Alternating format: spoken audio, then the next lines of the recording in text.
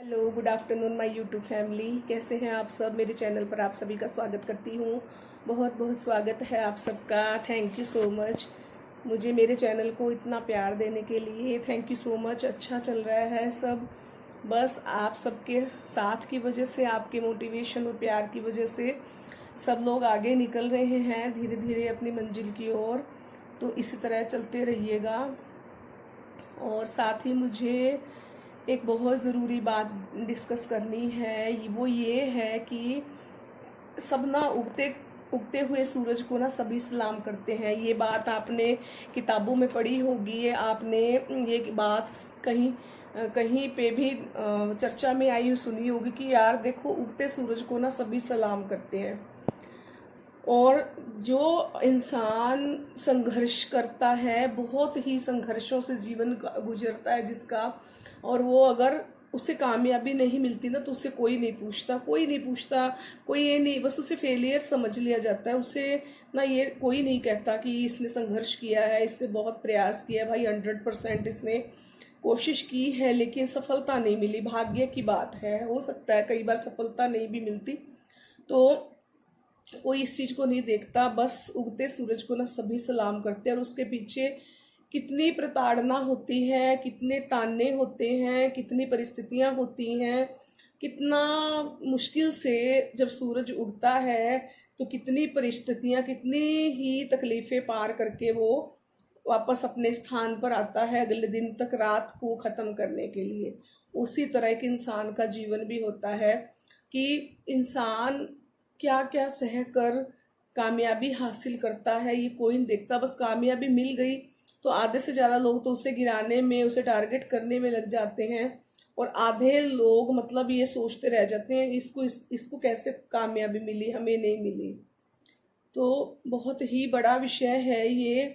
और उगते सूरज को ना सभी सलाम करते हैं। आप देखना, आपको छोटी सी चीज को लेकर इतना कुछ सहना पड़ेगा, इतना कुछ सहना पड़ता है लाइफ में कि कोई आपको कोऑपरेट नहीं करता, कोई आपका साथ नहीं देता, कोई भी आपके हिम्मत को बंधाने वाला भी नहीं होता। बहुत बार ऐसा होता है, और जिनके साथ होता है ना वो जरूर इस बात को समझ रहे होंगे कि किसी प्रकार का कोऑपरेशन नहीं होता। जब हम कोई काम अच्छा करना शुरू कर देते हैं ना तो हम पे जल्दी से कोई विश्वास नहीं करता। उस काम को करते हैं, फिर उसके लिए ना बहुत सारी बातें सुननी पड़ती हैं, बहुत कुछ सुनना पड़ता है, सहना पड़ता है। उसके बाद अगर मतलब भाग्य में हुआ, थोड़ी सी सफलता मिली, तो धीरे धीरे ना गुड़ पे मक्खी आती है, उस तरह से सब पास आने लगते हैं कि इसको सफलता मिली है, उसमें उनका कुछ फायदा है, और साथ ही साथ सफलता मिलती है तो दूसरों को दिखाई भी देती है। ठीक है, सब लोग सब गुड़ की तरह ना, मक्खी आती है गुड़ के पास, मीठे के पास, उसी तरह धीरे धीरे पास आने लगते हैं। फिर बातें पूछेंगे धीरे धीरे, फिर मतलब फिर कोशिश करेंगे कि हम हमारा भी इसमें फायदा हो और इसको सफलता मिली है, सच में सही काम किया होगा। धीरे धीरे धीरे धीरे बहुत लंबा समय लग जाता है ये साबित करने में भी कि हम अच्छा काम, जैसे मैं एक अपना एक एग्जांपल देती हूँ बहुत ही साल पहले का, कि जब मैं छोटी थी, मैं प्री नर्सरी में थी, मैं पढ़ती नहीं थी बिल्कुल भी। आज जो मेरे नाम के आगे आप डॉक्टर की डिग्री लगे हुए देखते हो ना, वो ऐसे ही हासिल नहीं हुई है। बहुत प्रताड़ना, बहुत परेशानियां, बहुत ताने, बहुत परिस्थितियां, पैसों की कमी, बहुत सारी दिक्कतें, बहुत सब कुछ सहकर यहाँ तक जिंदगी पहुँचती है। बहुत मुश्किल होता है, आसान नहीं होता है, कुछ भी पा लेना आसान नहीं होता है। तो बड़ा हमारे, मैं एक छोटे से स्मॉल टाउन से बिलोंग करती हूँ, राजस्थान के एक छोटे से कस्बे से हूँ। और वहाँ पे लड़कियों को ना सिर्फ, आप जानते हैं मेंटेलिटी क्या होती है गांव वालों की, बस थोड़ा सा मतलब उसको खाना बनाना आया और उससे शादी कर देते हैं। बस बच्चे पैदा करना, घर संभालना, यही यही जिंदगी है। और हर हाल में ना पति परमेश्वर होता है, बस ये सिखाया जाता है, हर स्थिति में उसकी सेवा करनी है। कुछ भी हो, बस सास ससुर की, पति की सेवा करनी है, घर में रहना है, जिस घर से डोली उठी है उस घर से अर्थी उठनी चाहिए, वगैरह वगैरह। ठीक है। वो तो आजकल फिर अपना खुद के बलबूते पे हम लोग ढालते हैं ज़िंदगी को कि कैसे होनी चाहिए, क्या है, अपना घर है, अपने साथ जुड़े हुए लोग हैं, उनके साथ कैसे रहना है। और ये बात ना दूसरों से सलाह लेकर नहीं रहा जाता। ऑन द स्पॉट जो डिसीजन होता है ना, सब सब उसी समय होता है। ना तो इसमें प्लानिंग काम करती है, और ना फिर आप बाद में कुछ भी कोई भी रेमेडी करे तो ये ठीक हो सकता है बिगड़ा हुआ, ऐसा कुछ नहीं है। आपको ऑन द स्पॉट सही फैसला लेना होता है हर चीज में, तभी आपकी पार पड़ती है। तो मैं बात बदल दी है मैंने। मैं बात बता रही थी, उसके पीछे ना बहुत बड़ा स्ट्रगल है। मैं प्री नर्सरी में थी ना, पढ़ती नहीं थी। हमारे घर के पास ही ना स्कूल था। उसके दो रास्ते थे, एक रास्ता गली में से होकर आता था शॉर्टकट, एक बाहर से आता था रोड से घर तक पहुंचने में। तो मेरे पापा ना मुझे छोड़ के आते थे रोड की तरफ से, और पापा साइकिल से घर पहुंचते थे ना, उससे पहले मैं शॉर्टकट से उनको घर में आगे से तैयार मिलती थी वापस। क्या हुआ, मुझे नहीं पढ़ना, स्कूल में नहीं जाना, मुझे बहुत वो फोबिया था, मुझे स्कूल जाने से बिल्कुल नहीं जाती थी। बहुत दिन तक पापा ने ऐसे देखा। फिर मेरे पापा को लगा कि पढ़ती नहीं है। फिर पापा ना मेरी टीचर को देकर आए थे टॉफियाँ, बिस्किट के पैकेट, और मैडम ना मुझे वहाँ पे छाछ पिलाया करती थी। तो मुझे लालच हुआ, मुझे यहाँ पे टॉफियाँ मिलती हैं, तो बिस्किट मिलता है और छाछ मिलती है पीने के लिए। तो धीरे धीरे मैं स्कूल जाने लगी। फिर मैं जब 3rd क्लास की स्टूडेंट थी ना, फिर मेरे नाटक शुरू हो गए थे। मेरी एक फ्रेंड बन गई थी जो मेरे घर के थोड़ा ही दूरी पे पास में ही घर था, वहाँ पे रहती थी। तो उसका नाम लक्ष्मी था। वो मेरी फ्रेंड बन गई। तो वो जाती थी स्कूल, तो मैं उसके साथ चली जाती थी बैग लेके, पहले उसके घर तक फिर जाती थी। एक दिन मेरे पापा को ना मतलब नानी के वहाँ जाना था, माल वगैरह ले जाते थे पापा अपनी शॉप के लिए। जनरल स्टोर था मेरे पापा का। तो पापा माल लेने के लिए जा रहे थे। तो मैं तो पापा की पैंट पकड़ के खड़ी हो गई थी। पापा मुझे भी आपके साथ जाना है। पापा मैं नहीं जाऊंगी स्कूल, मुझे आपके साथ जाना है। तो मैं नहीं जा रही थी, जिद थी मेरी, मैं नहीं जाऊंगी। उन्होंने बोला, मम्मी ने पूछा मुझसे कि स्कूल, मैंने कहा स्कूल की आज छुट्टी है और लक्ष्मी वो नहीं जाएगी, लक्ष्मी नहीं जाएगी, तो मैं भी नहीं जाऊंगी।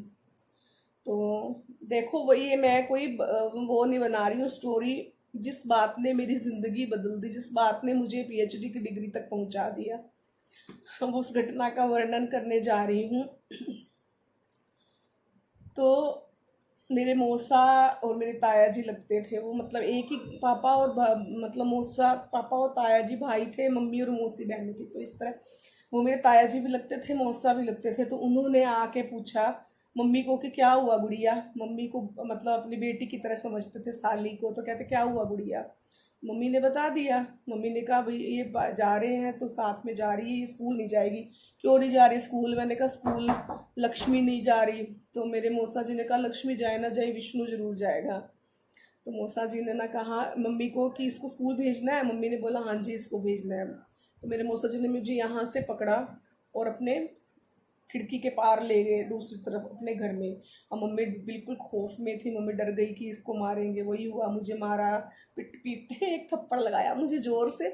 बहुत डरती थी, बहुत खौफ था। फिर भैया को बोला जैसे स्कूल छोड़ के आ। भैया पूरे रास्ते ना मुझे साइकिल पे पीछे बिठा लिया। भैया पैदल पैदल साइकिल चला के जा रहा था।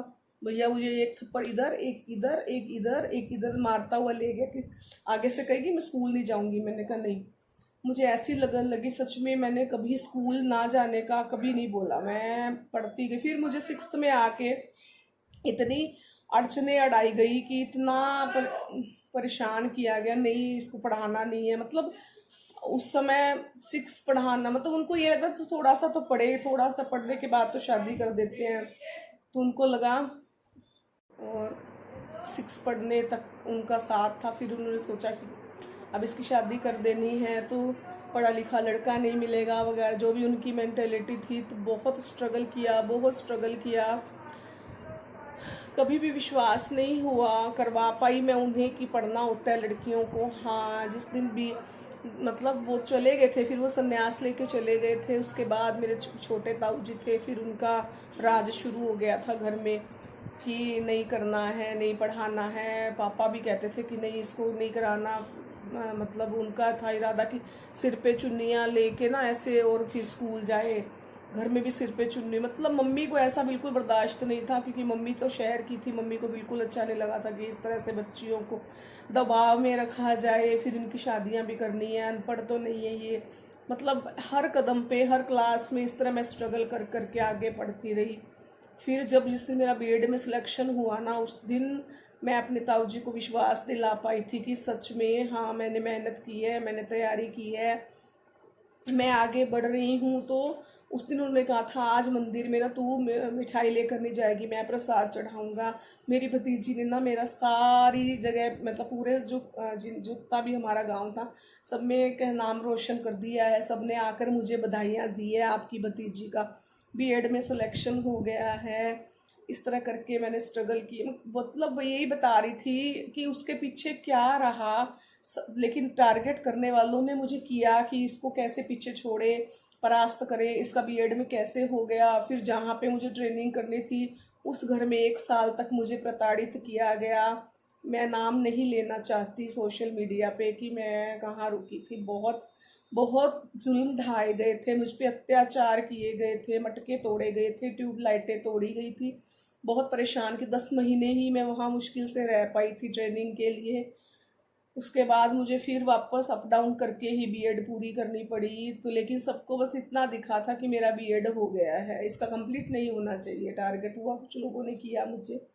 लेकिन प्रैक्टिकल थ्योरी फर्स्ट डिवीजन से मैं पास हुई थी, और ये मेरी सबसे बड़ी जीत थी इतनी टेंशनों परेशानियों के बावजूद।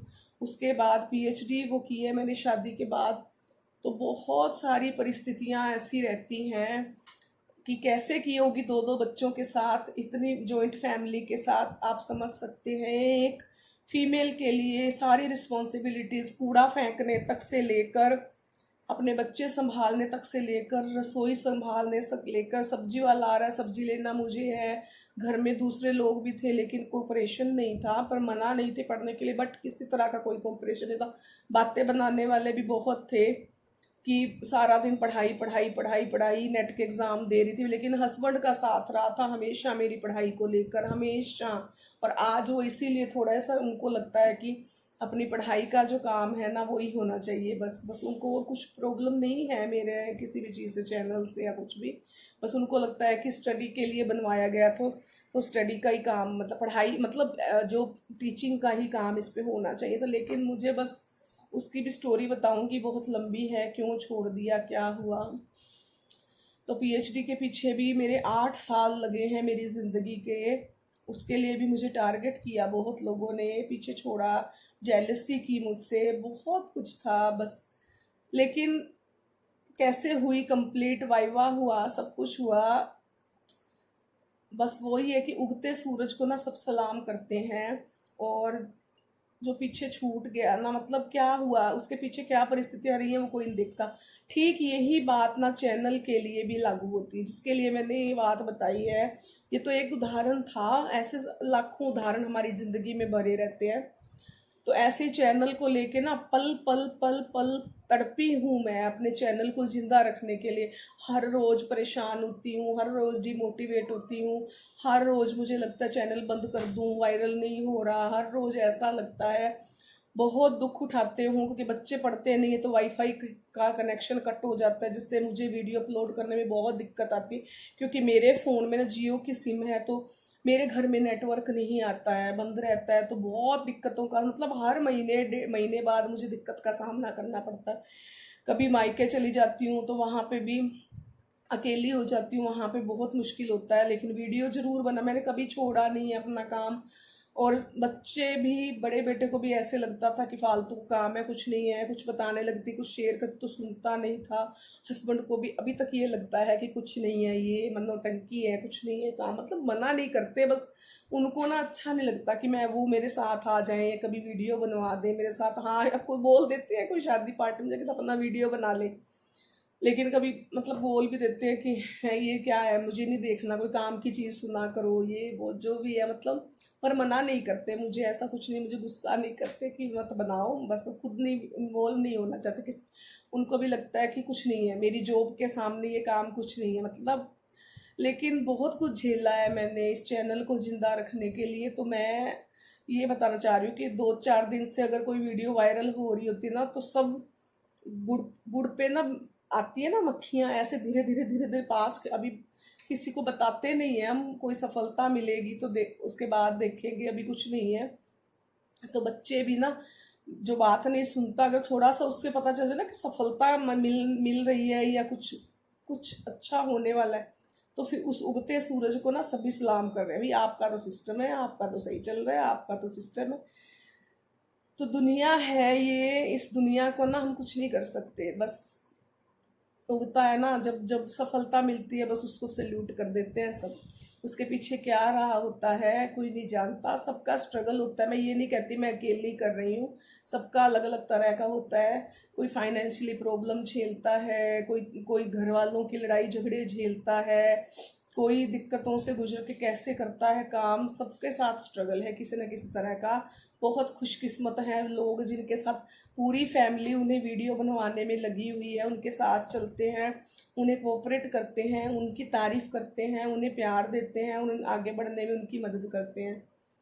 तो किसी को भी कोई ताना नहीं दीजिए, कोई कैसा भी कर रहा है ना, बस उसका मोटिवेशन उसको दीजिए, आगे बढ़ने की प्रेरणा दीजिए, उसे हिम्मत दीजिए कि वो करे। किसी का भला होगा तो हमें क्या दिक्कत है, ये सोच के काम होना चाहिए। लेकिन दुनिया है ना, ये दुनिया किसी को ना किसी तरह से भी जीने नहीं देती है। तो बस यही बता रही थी, मेरे शॉर्ट्स वीडियो मैंने अपलोड कर दिए हैं, देखिएगा, थोड़े थोड़े वायरल हो रहे हैं अभी। अभी बेटा आ चुका है, एक बार नोक करके चला गया हुआ है दरवाज़ा, तो मैं उसको खाना दूंगी, मेरा टाइम हो गया है। उसके बाद थोड़ा सा रेस्ट करूंगी, क्योंकि सुबह जल्दी उठ जाती हूँ, तो इस समय तक मेरा कंटिन्यू चलता रहता है। अगर इस बीच में रेस्ट कर लूँ तो फिर मैं वीडियो का काम बिल्कुल नहीं कर पाती हूँ। Thank you so much my old friend, thank you. Bye. इसी तरह अपना साथ अपना प्यार बनाए रखिएगा। बाय।